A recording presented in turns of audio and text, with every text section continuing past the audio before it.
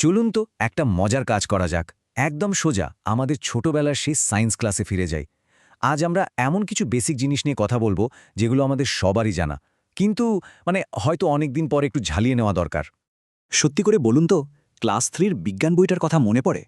গাছের বিভিন্ন অংশ নিয়ে একটা চ্যাপ্টার ছিল। আজ আমরা সেই স্মৃতিগুলোকেই আরেকবার ঝালিয়ে নেব। দেখা যাক তো কার কতটুকু মনে আছে। বেশ, তাহলে শুরু করা যাক। আমাদের প্রথম সেকশনটা একটা ছোট্ট পরীক্ষার মতো।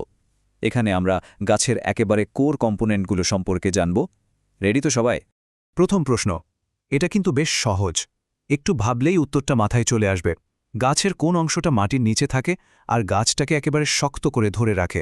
কাণ্ড, পাতা, মূল নাকি ফুল? যারা মূল বা রুটের কথা ভেবেছেন একদম ঠিক। মূলের কিন্তু দুটো প্রধান কাজ আছে। এক নম্বর হলো এটা গাছকে মাটির সঙ্গে একদম গেঁথে রাখে, মানে অ্যাঙ্কার করে রাখে। আর 2 নম্বর হলো মাটি থেকে গাছের জন্য জরুরি জল আর পুষ্টি শোষণ করে নেয়। আচ্ছা, পরের প্রশ্নে যাই। মূল তো জল আর পুষ্টি নিল, কিন্তু এই সব কিছু গাছের আগা থেকে গোড়া পর্যন্ত পৌঁছে দেয় কে? কে সেই ডেলিভারি সিস্টেম? কাণ্ড, ফুল, মূল নাকি পাতা? হ্যাঁ, ঠিক ধরেছেন। উত্তরটা হলো কাণ্ড। কাণ্ডকে গাছের মেরুদণ্ড বলা যেতে পারে, যেটা গাছকে সোজা হয়ে দাঁড়াতে সাহায্য করে। আর এর সবচেয়ে ইম্পর্ট্যান্ট কাজ হলো এটা একটা পাইপলাইনের মতো।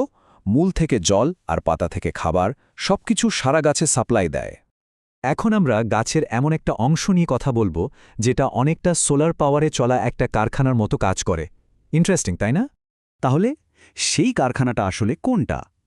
গাছের কোন অংশ সূর্যের আলো, বাতাস আর জল ব্যবহার করে নিজের খাবার নিজেই তৈরি করে? ফল, পাতা, মূল নাকি বীজ? উত্তরটা হলো পাতা। আর পাতাকে প্রায় গাছের রান্নাঘর বলা হয়, কারণ এখানেই আসল ম্যাজিকটা হয়। পাতা সূর্যের আলো আর বাতাসকে কাজে লাগিয়ে একটা অবিশ্বাস্য প্রক্রিয়া শুরু করে। আর এই ম্যাজিক্যাল প্রসেসটার একটা দারুণ নামও আছে, সালোক সংশ্লেষক বা ফটোসিনথেসিস। এই প্রক্রিয়াতেই পাতা সূর্যের শক্তিকে কেমিক্যাল এনার্জিতে বদলে ফেলে, যেটা গাছের খাবার হিসেবে কাজ করে। কখনো কি ভেবেছেন পাতা সবুজ হয় কেন? এর কারণ হলো ক্লোরোফিল নামের একটা সবুজ পিগমেন্ট। এই ক্লোরোফিলই সূর্যের আলো শুষে নেয় আর সালোক সংশ্লেষ প্রক্রিয়াটা শুরু করে। তো আমরা গাছের ভিত্তি, তার ট্রান্সপোর্ট সিস্টেম আর ফুড ফ্যাক্টরি সম্পর্কে জেনে গেলাম। চলুন এবার গাছের বংশবিস্তারের দিকটা দেখা যাক, যা শুরুটা হয় ফুল দিয়ে আর শেষ হয় ফলে। আমরা যখন কোনো গাছের কথা ভাবি, কোন অংশটা আমাদের চোখে সবচেয়ে আগে পড়ে? কোনটা সবচেয়ে সুন্দর লাগে? অবশ্যই তার রঙিন ফুলগুলো, তাই না? ফুল কিন্তু শুধু দেখতেই সুন্দর নয়, এর একটা বিরাট দায়িত্ব আছে। পুরো জার্নিটা একবার ভাবুন তো। প্রথমে ফুল ফোটে, যা প্রজননে বা রিপ্রোডাকশনে সাহায্য করে। তারপর সেই ফুল থেকে ধীরে ধীরে ফল তৈরি হয়, আর শেষে সেই ফলটা তার ভেতরের বীজকে প্রোটেক্ট করে। আর ওই বীজের মধ্যেই কিন্তু লুকিয়ে থাকে একটা নতুন গাছের সব পোটেনশিয়াল। প্রত্যেকটা বীজ একটা সম্পূর্ণ নতুন জীবনচক্র শুরু করার ক্ষমতা রাখে। এটাই তো প্রকৃতির সবচেয়ে বড় আশ্চর্য। ঠিক আছে, আমরা প্রায় শেষের দিকে। এতক্ষণ যা যা জানা হলো সেটা পরীক্ষা করার জন্য এবার একটা ফাইনাল র্যাপিড ফায়ার কুইজ হয়ে যাক। দেখি তো কে কত তাড়াতাড়ি উত্তর দিতে পারে। এখানে দুটো কলাম আছে, একদিকে গাছের অংশ আর অন্যদিকে তার কাজ। একটু সময় নিয়ে মেলানোর চেষ্টা করুন তো। ঠিক আছে, আশা করি সবাই মিলিয়ে ফেলেছেন। তাহলে উত্তরগুলো হলো: মূল গাছকে মাটিতে ধরে রাখে, পাতা খাদ্য তৈরি করে, ফল বীজকে রক্ষা করে, কাণ্ড জল ও খাদ্য পরিবহন করে, আর ফুল প্রজননের সাহায্য করে। এবার কয়েকটা ট্রু ফলস। প্রথমটা হলো গাছের কাণ্ড সবসময় মাটির ওপরে জন্মায়। কি মনে হয়, এটা কি সত্যি না মিথ্যে? হ্যাঁ, এটা একদম সত্যি। সাধারণত কাণ্ড মাটির ওপরে বাড়ে আর গাছকে ওপরের দিকে বাড়তে সাহায্য করে। পরের প্রশ্ন, মূল কি সূর্যের আলোর দিকে জন্মায়? এটা কিন্তু একটা ইন্টারেস্টিং প্রশ্ন, কারণ আমরা তো সবসময় গাছকে আলোর দিকেই বাড়তে দেখি। না, এটা মিথ্যা। মূল আসলে আলোর উল্টো দিকে, মানে মাটির গভীরে জলের খোঁজে যায়।